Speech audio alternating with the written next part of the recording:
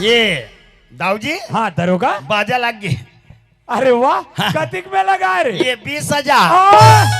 तोला ज्यादा 15,000 में लगावे के हो और ते 20,000 में लगा आगे रे। तब 5,000 तो मोरे था। कालो को ठियाता से के जनवा। अरे एक तरफा बजाते सारा बेटा मन गाय एक तरफा ऐसे। अब देख दरोगा तोला सियान बना के बाजा लगा पर भेज दे रहे हो। हाँ? कोई बात नहीं थे 15 जगह 20,000 में लगा दे। बाजा तो लग गए मगर नाच ही कौन? मैं नाचूंगा। वाह तहुना था तेरी। वाह कई प्रकार के डांस। सबल कई प्रकार के डांस करते। पाप डांस हाँ। और पापी डांस। दरोगा ये पाप डांस हमें समझ गया। अच्छा लेकिन ये पापी डांस कैसा होते? देख बे दाऊ जी और दिखावे तो ले देखता चल। ये